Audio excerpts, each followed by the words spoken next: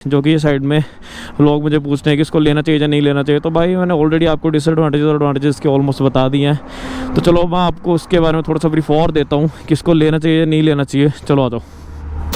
Main engine की problem है, तो इंजन की प्रॉब्लम मैं आपको बताता हूँ कि इंजन की प्रॉब्लम क्यों आ सकती है। जिन्होंने बाइक ये लेना है मैं उनकी बात कर रहा हूँ कि आप एग्जॉस्ट मत लगाओ भाई, सीधी सी चीज़ है। इस बाइक पे एग्जॉस्ट मत लगाओ, ये बहुत ही सेंसिटिव बाइक है भाई। एग्जॉस्ट मैं इसलिए बोल रहा हूँ कि मत लगाओ क्योंकि भाई इसकी बहुत सारी चीज़ें हैं जो इंजन से कनेक्ट होती हैं। जैसे इसका एग्जॉस्ट है वो भी इंजन से कनेक्ट है, जो इसकी ट्यूनिंग की होती है एग्जॉस्ट की इंजन के हिसाब से वो भी कनेक्ट है, एयर फिल्टर भी उसके हिसाब से, सब कुछ होता है डिफ़ॉल्ट के हिसाब से है। अगर आप इसको चेंज करवाओगे तो लोग क्या करते हैं, एयर फिल्टर चेंज नहीं करवाते और ट्यूनिंग नहीं करवाते, और उसके बाद एवरेज कम हो जाता है, फिर बाइक में इशू आना शुरू होते हैं, इंजन इफेक्ट आने शुरू होते हैं। तो वो चीज़ें उसमें कंपनी वालों का दोष नहीं है भाई, हमारी ही बोल रहा हूँ भाई। अगर आप इतना 5-5.5 लाख खर्च कर रहे हो और 22-23 हज़ार एग्जॉस्ट पे खर्च कर रहे हो तो भाई उसके बाद आपको ट्यूनिंग और एयर फिल्टर भी करवाना पड़ेगा। ठीक है, अगर आप सब कुछ डालोगे, एयर फिल्टर चेंज करवाओगे, उसके बाद आप ट्यूनिंग करवाओगे, एग्जॉस्ट लोगे, आपको 35-40,000 का जो है कि वो खर्चा आ जाएगा।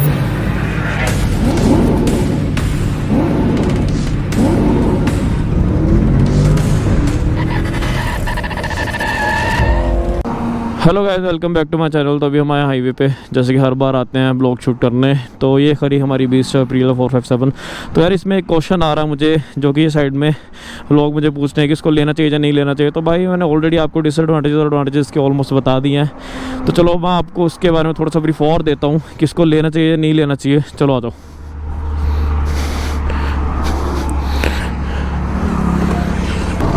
तो यार इसके बारे में मुझे इंस्टा पे मैसेज आ रहे हैं कि यार इसको लेना चाहिए या नहीं लेना चाहिए, क्योंकि जो मैंने डिसएडवांटेजेस के ब्लॉग डाले थे और एडवांटेजेस के ब्लॉग डाले थे उसके बाद मुझे मैसेज आए हैं। तो यार आपको मैं स्टार्टिंग से बताता हूँ। तो ये बाइक लेने से पहले, ठीक है, हमने पहले बाइक लिया था भाई ब्लैक कलर का, जो कि मेरे एक फ्रेंड ने लिया था, नीरज ने। तो भाई उसमें अभी तक जो मैं प्रॉब्लम बताता हूँ उसमें प्रॉब्लम का आई थी। हम हाईवे पर शूट करने जा रहे थे, ठीक है, तो उसमें इंजन में प्रॉब्लम आया था, जो कि हाईवे पे जैसे हमने एंटर किया था वो सिटी में थोड़ा भगा के लेके आया था बाइक। भगा के मतलब ये नहीं कि भाई इतनी बहुत ही तेज़ लेके आया था, तो मतलब यही 70-80 के राउंड लगा लो कि इतना स्पीड में आया होगा। और हाईवे सिटी से मे बी 8 और 9 किलोमीटर दूर होगा, तो 8-9 किलोमीटर वो राइड करके आया बाइक। तो जैसे हमने हाईवे पे एंटर किया भाई, तो बाइक भाई हो गया बंद। हम भगा के निकल गए बाइक अपनी। मेरे पास निंजा था, जो आपको पता होगा, तो मेरे पहले मैंने ब्लॉग डाले हैं। और मेरे दोस्त के पास भी निंजा था और गगन के पास जीटी है, जैसे कि आपको पता है। तो हम लोग जैसे हम हाईवे पे एंटर किए भाई, हमने भगा लिया बाइक अपना, क्योंकि स्ट्रेट रोड था, हमने भगा लिया। तो हमें लगा वो भी पीछे आ रहा है। तो जैसे हाईवे वो पहुंचा भाई, उसका बाइक बंद हो गया पूरा, एकदम हाईवे पर स्टक हो गया। और वो इग्निशन का मार रहा भाई, उसका स्टार्ट ही नहीं हो रहा था बाइक। तो उसके बाद हमने यार इसके बारे में मैंने ब्लॉग ऑलरेडी डाला हुआ है, मैं डिटेल में ज़्यादा बताऊँगा नहीं। जैसे हम भाई शोरूम में पहुँचे तो हमने दिखाया बाइक, तो उन्होंने बोला कि भाई जो ECU होता है, जो कि हमारा इंजन कंट्रोल यूनिट होता है, उन्होंने बोला कि उसमें पेट्रोल पास नहीं हुआ। कि एक मतलब एक होता है ना, जैसे हम इग्निशन मारते हैं, ये जैसे ऑफ से ऑन करते हैं एकदम से, तो फ्यूल पंप से सीधा इंजन में पेट्रोल जाता है। तो उन्होंने बोला कि हमारा फ्यूल पास नहीं हुआ। ये तो मुझे बहुत ही ज़्यादा बेतुका उनका आंसर लगा, जो कि मुझे हमें बेवकूफ़ बना रहे थे वो लोग। कि चलो ठीक है यार, एक तो होता ना कि हमारा बाइक ऑफ है, ठीक है, तो बाइक हमने ऑन किया, तो भाई पहले 2-3 सेल्फ में स्टार्ट नहीं हुआ, क्योंकि चलो ठीक है मान ले, जो उसने बोला कि ECU में पेट्रोल मतलब पास नहीं हुआ। फ्यूल पंप जैसे तुमने ऑन किया, जैसे इग्निशन ऑन किया तो फ्यूल पास नहीं हुआ, तो चलो 2-3 सेल्फ में स्टार्ट हुआ, चलो मान लिया। बस चलते चलते बाइक कैसे बंद हो सकता है, आप खुद बताओ। बाइक गर्म हुआ, बाइक का इंजन गर्म हुआ, उसके बाद बाइक बंद हुआ, ठीक है। तो वो तो मुझे उनका बहुत यार बेफालतू उनका जो उन्होंने आंसर दिया मुझे लगा, ठीक है। एक ये जो हमने जेन्युइन, जो मैंने अपने साथ वाले बाइक में अप्रीलिया, वो नया बाइक आया था तब, ठीक है। अभी भी वो इंजन है, अभी भी यही इंजन चल रहा है। उस टाइम पे वही इंजन था, कुछ भी वही रिफाइनमेंट कुछ नहीं किया कंपनी वालों ने, मीन्स अप्रीलिया वालों ने। एक मैंने ये इशू देखा, ठीक है। और इसके बाद जो इशू आया था, हमने सेम बाइक वही हमने सर्विस के लिए दिया था। तो उसके बाद जैसे हम सर्विस उसका हो गया था 2 दिन के बाद, हमने वहाँ से लिया बाइक। तो नीरज ने बोला कि भाई बाइक तू चला, मैं पीछे बैठता हूँ, एक बार चला। उसको कॉल आ गया था, तो पीछे बैठा हुआ था। तो मैंने जैसे शोरूम से बाइक निकाला, मुझे उसी टाइम पता चल गया कि बाइक में कोई दिक्कत है, क्योंकि उसके यहाँ से ये वाले पार्ट से कहीं ना कहीं से आवाज़ आ रही थी। तो उस टाइम पे मैं ये वाला बाइक जो था मैं बहुत राइड कर रहा था, तो मुझे पता चल गया था कि ये नॉर्मल आवाज़ नहीं है, ठीक है। तो मैंने उसको बोला नीरज को कि भाई आवाज़ आ रही है, कुछ तो आवाज़ आ रही है, एक बार दिखा देते हैं। और नहीं यार कुछ नहीं होगा, चलते हैं, अभी तो सर्विस करें, क्या ही होगा, ठीक है। तो हम लोग निकल गए। उसके एक दिन बाद उसने बाइक चलाया, उसको प्रॉब्लम ज़्यादा आ गई और खट खट की आवाज़ आ रही थी पूरी, तो और बहुत ही ज़्यादा आवाज़ आ रही थी। और उसके बाद उसने बाइक शोरूम पे ले गया। उसने कॉल किया शोरूम में कि भाई अब ये बाइक यहीं से लेके जाओ, मैं बाइक नहीं लेके आ रहा शोरूम में, मेरा टाइम वेस्ट हो रहा है, ऑफिस से मुझे स्पेशल आना पड़ेगा, तो मुझे कुछ नहीं पता भाई, मेरी बाइक उठाओ यहाँ से और मुझे ठीक करके दो और वापस छोड़ के जाओ बाइक। भाई उसके बाद उन्होंने बाइक टो किया, बाइक लिया। फिर उसके बाद उन्होंने जो रीज़न दिया ना बाद में बताओ उन्होंने क्या रीज़न दिया। उन्होंने रीज़न दिया कि जो एयर फिल्टर का स्क्रू है वो ढीला रह गया था और हमारा कोई लेना देना नहीं है एयर फिल्टर के स्क्रू से। क्यों? क्योंकि जब उसने एग्जॉस्ट लगवाया तो उसके बाद उसको बोला गया कि भाई हम आपको कोई भी गारंटी नहीं देंगे इस बाइक की, आपने एग्जॉस्ट बाहर से लगवाया और अपने एयर फिल्टर भी चेंज नहीं करवाया। तो उसने एयर फिल्टर चेंज करवाया, और जब एयर फिल्टर चेंज करवाया और जब तक हमने सर्विस दिया बाइक, उससे पहले एयर फिल्टर का स्क्रू भाई पूरा टाइट था, कुछ आवाज़ नहीं आ रही थी। और उन्होंने बाद में देखा कि एयर फिल्टर लगा हुआ, अलग से लगा हुआ, क्योंकि उनको हमने पहले ही बता दिया कि हमने एयर फिल्टर लगा दिया, ठीक है। तो जैसे उसने भाई रीज़न बताया हमें, जब हम बाइक लेने गए तो कहता एयर फिल्टर का स्क्रू ढीला था, वो जिसने एयर फिल्टर लगाया उसने स्क्रू ढीला छोड़ दिया हुआ था। तो भाई अगर उसने स्क्रू ढीला छोड़ा होगा तो भाई पहले बात आती ना यार, एयर फिल्टर लगा के उसके बाद हमने 2 हफ्ते बाइक चलाई है, उसके बाद सर्विस में दी थी। जो सेकंड रीज़न मैंने आपको बताया कि बाइक में जो आवाज़ आ रही थी वो तो सर्विस का ही, उनका सर्विस में उन्होंने कोई स्क्रू वगैरह ढीला छोड़ा होता, वो तो उसके कारण था, ठीक है। और मैं ये अपना एक्सपीरियंस बता रहा हूँ, ठीक है। और इसके बाद मैंने जो ये बाइक चलाई है, नीरज का बाइक तो मैं चलाता था, ठीक है। उसके बाद मैंने ये बाइक चलाई है, ये बाइक अभी देखो 2000 चलने वाली है, ये देखो 2000 किलोमीटर होने वाला है 50 किलोमीटर के बाद।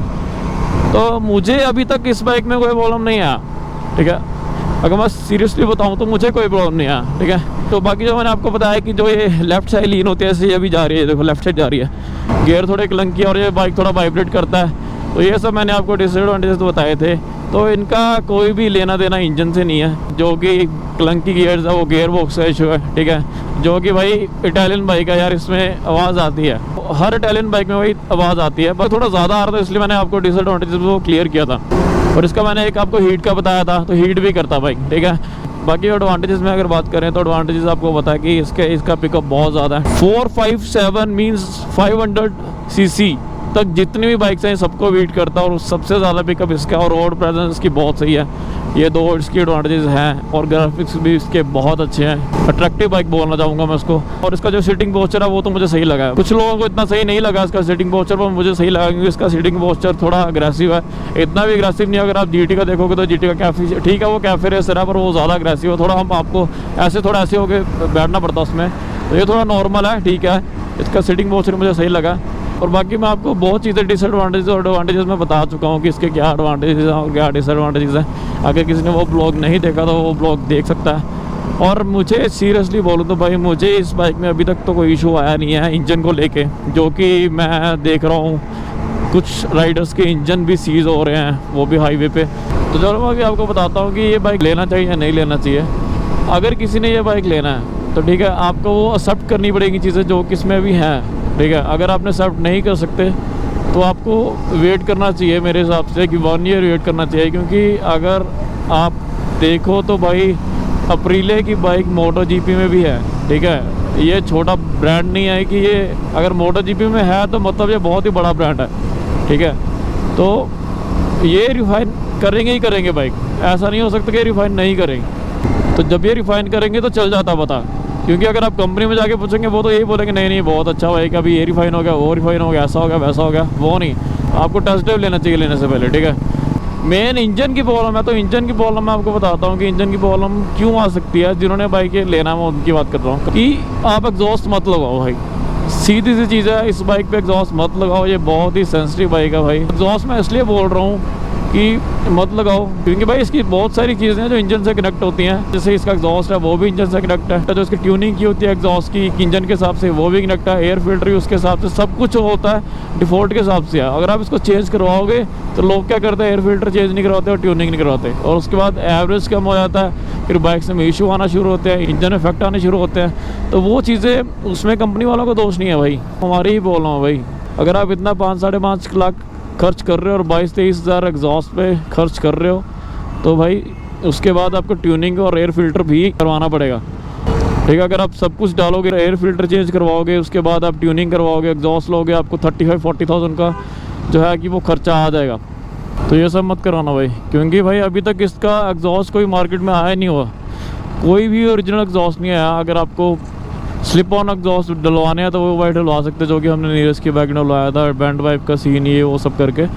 तो उसमें इंजन में इशू आ सकता है आपके, क्योंकि भाई ये नई बाइक है, मैंने ऑलरेडी बोला आपको। अगर मार्केट में सामान नहीं आया हुआ उसका, तो आप खुद सोचो कि इसमें सामान डलवाना चाहिए, ये सब पंगे करने चाहिए जो इंजन के रिलेटेड चीज़ें हैं, या नहीं करने चाहिए।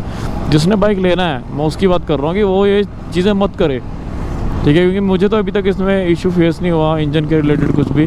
बाकी जो नॉर्मल जो इसमें इशू है, जो पिछली ब्रेक का इशू है थोड़ा बहुत जो कम लगती है, और हीटिंग इशू इसमें जो भी नॉर्मल मैंने बताया था आपको, 7 डिसएडवांटेजेस बताई थी मैंने। अगर वो आपको एक्सेप्ट है और आप जाना चाहते हो टॉर्क की तरफ और इसके ग्राफिक्स की तरफ और इसके रोज प्रेजेंट की तरफ, तो आप फिर वो चीज़ें इग्नोर कर सकते हो, फिर आप भी ये बाइक ले सकते हो। क्योंकि मैंने लिए, मुझे तो अभी नहीं आ रही सीरियसली प्रॉब्लम, जो है नॉर्मल प्रॉब्लम वो आ रही है। वैसे कोई मेजर प्रॉब्लम इतना मुझे आ नहीं रहा, क्योंकि मैंने एग्जॉस्ट चेंज करवाया नहीं हुआ, तो मे बी इसलिए मैं हो सकता है कि मुझे इंजन के रिलेटेड इश्यूज़ नहीं आ रहे जो कि बाकी सबको आ रहे हैं। यहाँ पे खाने रुके हैं, हेलमेट के निशान पड़ गया। हाँ तो भाई हम बता रहा था उसके बारे में कि एग्जॉस्ट भाई इसका मत डलवाना। जो भी बाइक लेना चाहता मैं उसको बोल रहा कि दोस्त मत डलवाना, क्योंकि हमने लगवाया था इसका 6 मंथ पहले। आप ब्लॉग देख सकते, मैंने ब्लॉग डाला हुआ है। हमने दिल्ली से मंगाया था, जो भी एग्जॉस्ट है वो सारे स्लिप ऑन है, ओरिजिनल एग्जॉस्ट का कोई भी नहीं आया। अगर आया भी होता वही दिल्ली में आया होगा, यहाँ बैंगलोर में तो नहीं है अभी कोई भी। तो हमने भी दिल्ली से ऑर्डर करवाया था, वो मेरे 22,000 का मिला था, और बैंगलोर में वही एग्जॉस्ट भाई 30,000 का बेचते हैं। तो इंजन में इशू ना आए, तो इसलिए भाई कोई भी एग्जॉस्ट मत लगाना अभी, क्योंकि मैंने 3 मंथ मुझे हुआ बाइक चलाया, मैंने कोई भी मुझे इशू नहीं आया, मैंने एग्जॉस्ट नहीं लगाया, इसलिए मे भी इसलिए इशू ना आया हो। और इसलिए मैं बोल रहा हूँ कि कोई भी एग्जॉस्ट मत लगवाना। और भाई देखो हर साल चेंज होता है, ठीक है, ग्राफिक्स चेंज होते हैं इसके, कुछ ना कुछ इसका कोई ना कोई पार्ट्स चेंज होता है भाई बाइक्स के, ठीक है। अभी जैसे 6R आ रहा है, ठीक है, 6R सेट है, 6R आ रहा है, और सुजुकी के बाइक्स आ रहे हैं सारे भाई, सभी भी उन्होंने बंद कर दिए हैं, ठीक है, क्योंकि वो सारे E5 इंजन थे, ठीक है। अभी E25 इंजन आ रहे हैं, इसलिए वो सारे डिले चल रहे हैं, सभी ने बुकिंग करा रहे हैं, फिर किसी को मिल नहीं रहा क्योंकि E25 इंजन आ रहा हो। तो वैसे ही हो सकता है भाई इसका भी इंजन वो अभी रिफाइन कर रहे हो, तो हो सकता है इसका भी इंजन अगले साल रिफाइन हो गया है। क्योंकि भाई MotoGP में ये बाइक्स हैं, ठीक है, MotoGP में तो बाइक्स हैं ये वाली, तो भाई सब चीज़ों में ध्यान देंगे। और रही बात डिसएडवांटेजेस और एडवांटेजेस, मैंने ऑलरेडी मैं बता चुका हूँ आपको, नीचे डिस्क्रिप्शन में फिर मेंशन कर दूँगा वो। और जिसको बाइक लेना है वो तो ये चीज़ें थोड़ा निगलेक्ट कर सकता है कि जो इसके ये लुकिनेस और इसकी पिछली ब्रेक जो इशू है, और भी हीटिंग इशू है, वो थोड़ा बहुत जो भी मैनेज हो सकते हैं कि मैं मैनेज कर रहा हूँ, वो आप इग्नोर कर सकते हो। अगर अभी बाइक लेना, अगर आपको बाद में बाइक लेना, तो हो सकता है ये सब चीज़ें रिफाइन हो के आए, आप वेट कर लो, मेरे हिसाब से थोड़ा वेट कर लो, क्योंकि हो सकता है कि थोड़ा टाइम बाद वो सब चीज़ें रिफाइन हो के आएँ। तो भाई आज का ब्लॉग को हम करते हैं फिनिश। तो ये सब चीज़ें थी जो मैंने आपको बताई। अगर और इसमें कुछ आपको इशूज़ लग रहे हैं या कुछ भी जो मुझे नहीं पता, तो प्लीज़ नीचे मेंशन करना। और अगर इसके रिगार्डिंग कुछ और क्वेश्चन भी हैं तो आप मुझसे पूछना ज़रूर, मैं भी नीचे आपको आंसर दूँगा। और नीचे डिस्क्रिप्शन में आपको मेंशन कर दूँगा पीछे वाले दोनों ब्लॉग्स, तो आप वो एक बार देख लेना, उसको बाइक्स लेना है। बाकी मैंने आपको ऑलरेडी सब कुछ क्लियर कर दिया। तो भाई अभी हम मिलते हैं नेक्स्ट ब्लॉग में।